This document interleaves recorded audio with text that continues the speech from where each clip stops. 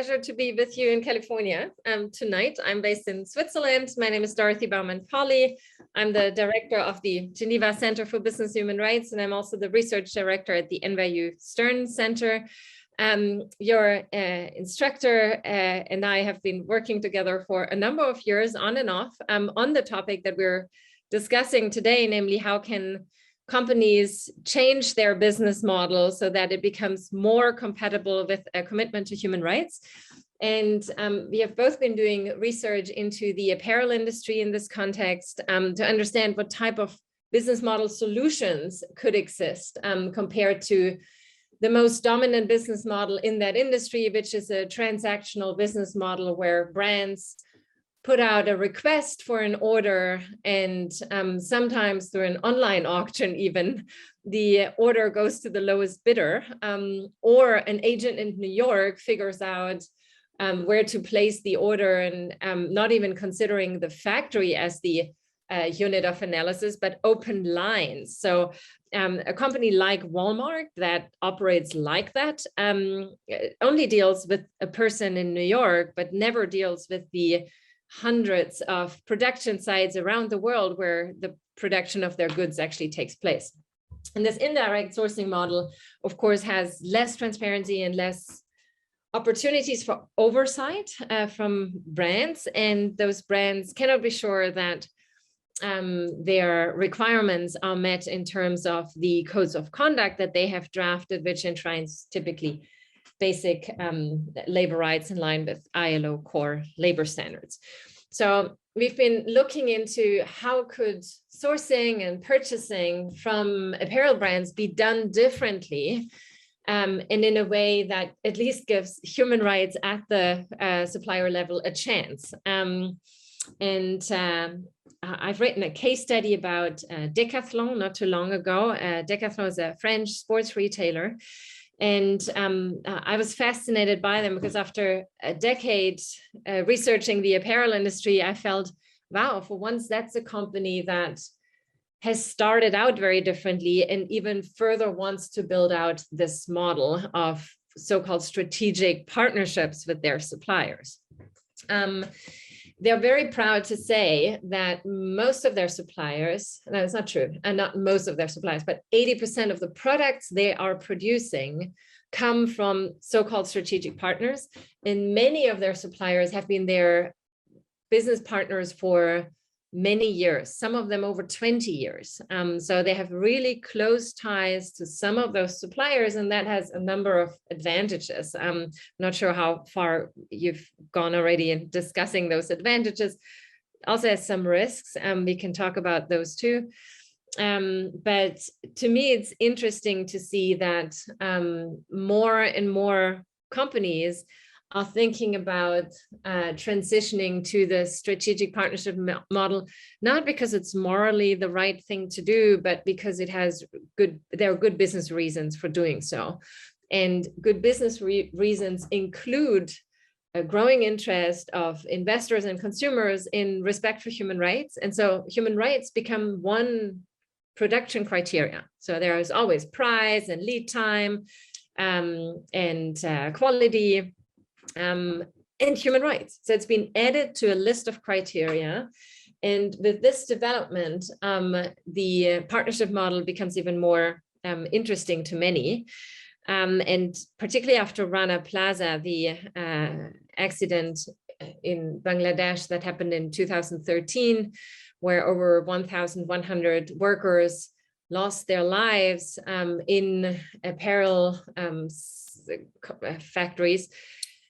Many brands started reflecting on the business model, and a company like H&M, Swedish retailer, they have since accelerated apparently that transition to the strategic partnership model. Decathlon, as I said, has sort of started out this way and wants to build it out further.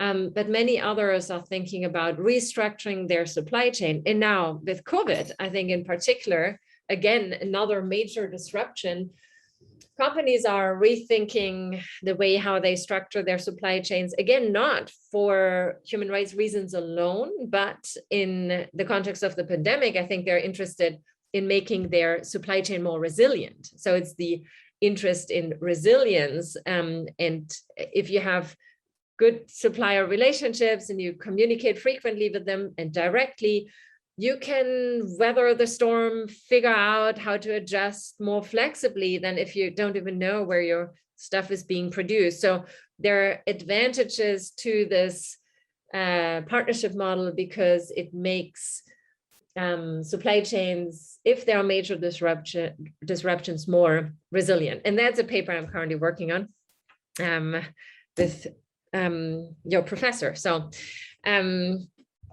maybe I pause here because I'm not exactly sure how much you've already discussed the characteristics of the partnership model and the pros and cons. I can say more about that if you're interested, but we can also continue with your questions. Oh, thanks, Dora. So yeah, if you can talk a little bit about how you distinguish the two types of models. You know, we talked about it very, you know, not so much in depth. So, and also the disadvantages. So we're sort of framing this as, you know, this is really an advantage on both sides, but what could be some of the disadvantages that Sure. So as I said, I closely observed the functioning of the partnership model in the context of decathlon sourcing in Ethiopia. And what fascinated me there was that as Ethiopia is an entirely new apparel production destination, they're dealing with a workforce that is entirely unprepared for an industrial workplace context and the type of work that they're required to do in the context of apparel production. So unskilled workers, unexperienced workers when it comes to an industrial setting. And many companies have been attracted to come to Ethiopia because of incredibly low wages. Yet they are failing because those factories are incredibly unproductive. There's a lot of conflict, etc. And that was different in those decathlon factories that started out business in a way that acknowledged that they have to invest heavily in building out the environment, the workforce, and an understanding for how apparel production works. And they made from the outset a long-term commitment to sourcing from the few suppliers in Ethiopia that they worked with. And that alone, that longer term perspective made a huge difference. They created business plans with those suppliers that that go on for at least 5 years. And throughout those 5 years, Decathlon accepts that in the first year, they may not make any good business. Why? Because they understand they first need to invest in training the workforce, in training the management of the supplier to become a more robust business. And this investment is made through a country manager that is actually based in Addis, the capital of Ethiopia, and who visits those 5-6 factories they decided to partner with almost weekly. So this long-term commitment with a strong commitment to fully engage with those suppliers and to invest in training the workforce so that they gain skills, actually made those facilities significantly more productive. Also because through better communication between Decathlon, the management, and the workers actually were more loyal to their employer than in most other places. One huge challenge in Ethiopia is that workers leave within 1 year. And that means once you've trained them, you lose the investment of training again because the workers leave because they're unhappy about their jobs. And in the Decathlon facilities, they managed to bring down the high turnover rates to make the investment in training more worthwhile, also through understanding workers better and their incentive structures to work in these apparel facilities. So for example, they created skill certificates. The wage alone wasn't a great incentive for them to stay alone, but many workers from rural areas came to these industrial parks to work in factories to also start their career, to build up, to gain skills, and to maybe move on from an apparel factory to a factory later on that required more complex skills. So it was a way to get a foot in the door for them. And so those certificates were really valuable to them. And that's something that the Decathlon factories, for example, created. They also created bonuses. So it's not so easy to just pay more if the average base wage is at around $25 per month or $26 per month. But there are ways to creatively up the wage of individual workers through bonuses. And they created, for example, a loyalty bonus. So if you stayed longer than 6 months, you earned a little bit more. If you participated in trainings or extra trainings, you earned a bit more. And so they figured out ways to really meet the interests and needs of workers. Also, in terms of their skills, Decathlon sourcing headquarters in Lille, France, they understood we cannot just send them whatever styles we now need for the next season. We need to understand those workers have never produced apparel before. We need to send them the easy styles first. And it became part of a training program to request easy styles in the first 3, 4, 5 months, and then slowly up the skill level required for production. So workers learned according to the orders that were sent to those specific factories. And that apparently worked really well too. It was the first time I heard about that. So, and then of course, those business plans were really a contract between two business partners that in those conversations apparently were treated as equals.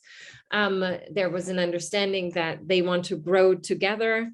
It's not like we tell you what to do and then you figure it out, but no, we will grow together. We will build out our business together. And that, of course, is a very different understanding of a business relationship than when you send versus sort of just sending an order and saying, well, please deliver on time, otherwise you'll be fined. And here's the price that we're willing to pay. And that's sort of the other extreme, and actually the more common way of sourcing apparel from Western brands.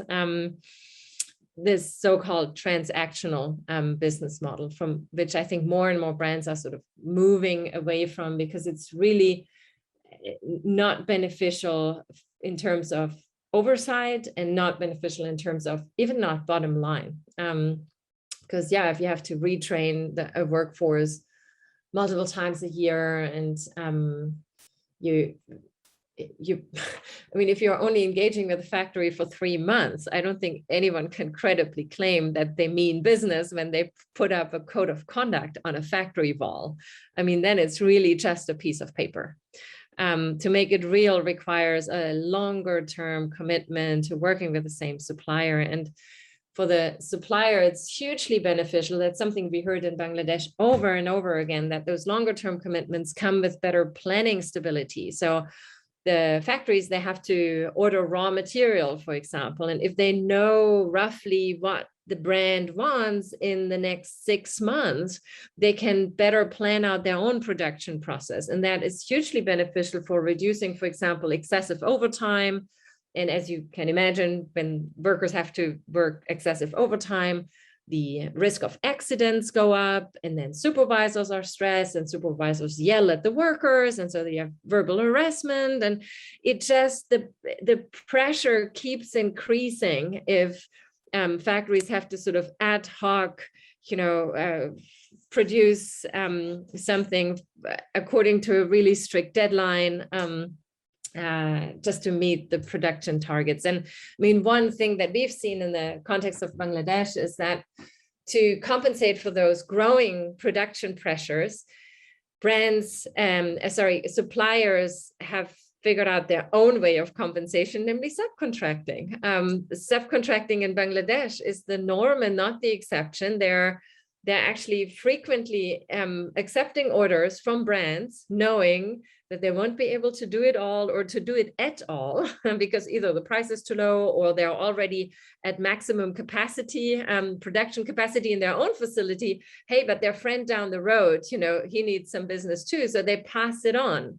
And then, of course, production happens in places that no brand has ever inspected in terms of social auditing. No brand has probably even gone there, and it ends up in an even darker universe of production units that in Bangladesh sometimes are based in residential buildings on the 3rd floor without an emergency exit. And of course, as you create additional layers in a supply chain, the margins get thinner and thinner and thinner with each layer. And the one flexible cost component in the apparel supply chain are workers, because you have fixed costs for energy, rent, raw material, but the workers is the piece you can probably squeeze the most. And this is exactly what's happening when there are multiple layers of subcontracting built into it. So the transactional business model creates incentives for subcontracting, because that's the way of responding to the huge fluctuations in production requests, and also the increasing pressures on production in terms of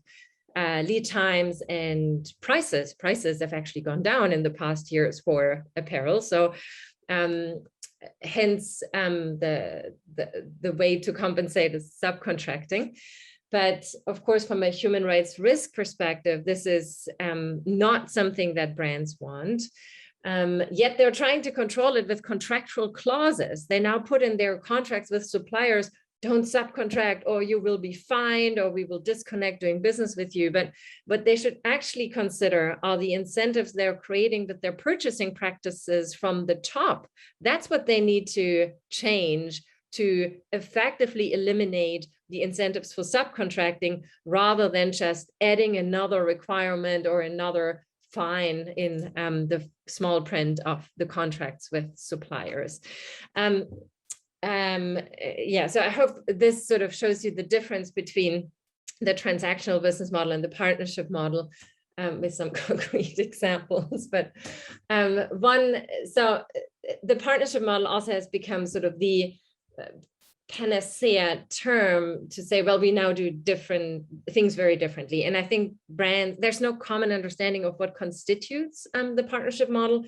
The most fleshed out example of partnerships I've seen with Decathlon, but there are many brands that now claim that they have partnerships with their suppliers, but it doesn't always go that far. So if a brand says they have partnerships, you would still want to look into the details of what does the partnership contain, how far does it go? And one smart question would be to ask, well, what is the average time you work with your suppliers, and how high is your annual turnover in your supply base? It would give you an idea of how many suppliers work truly longer term with the brand, and how many are sort of switched out more flexibly on a routine basis. So yeah, partnerships again doesn't mean the same thing to everyone. Still needs to look into the details. To talk about maybe in contrast with, say, H&M, you said that they have started sort of partnering with some of their suppliers, but they're very different than Decathlon, for example. So how would their partnership model look like? Well, what does it look like? Yeah, so both companies claim to have partnerships, but I don't actually know all the details of the H&M partnership model, but it doesn't go as far as accepting losses in year 1 to make up for them in year 5. So the concreteness of the joint business plans in the Decathlon contracts, I've never seen that with any other brand, because that is really a contract, a longer term perspective contract with a supplier, which accepts that at the beginning it may not pay off for anyone, but let's make up for it in year 3, 4, 5. And that is not as neatly mapped out, I think, for any other brand, at least not that I'm aware of, but maybe that's changing. Certainly there are many brands, including H&M, have more strategic suppliers now, are keen to build out that model, and growing the partnership model is actually not so easy. That's something that the head of sourcing at Decathlon explained to me in great detail. They would love to have more strategic suppliers, but finding suppliers that want to go, as he said, all the way with them is not so easy, because it's also it's really a merger. He used the metaphor of a marriage. They wanted, like, it's really a union, and not all suppliers want that. They don't want to bind themselves to Decathlon for multiple years. Maybe they think they can make better business if they produce for 10 different brands, and you know, despite of the insecurity that it brings, you know, it might be they might be better off, and they're not so dependent also on Decathlon, because if you do the strategic partnership, typically more than 50 or 60% of your production capacity is sort of reserved for Decathlon production. So Decathlon becomes the dominant buyer in your factory. You have to allow sort of Decathlon staff to walk in and out of your facility. So that's now the perspective of the supplier. You have to be comfortable with that. You have to really see this as a benefit, to learn from Decathlon, to learn with Decathlon. And some maybe just don't want this intervention, intrusion, and the long-term commitment to Decathlon. So it's a mutual thing. So identifying suppliers, as Wilfried Cornu told me, that have fully aligned values and visions, it's apparently really difficult. So before they enter a relationship with a new supplier, apparently it often takes 2-3 years just talking, just figuring out, do we fit together? Do we want to start doing business together? So they're very careful in the pre-selection of facilities that they hopefully want to build up for many more years to come. Okay.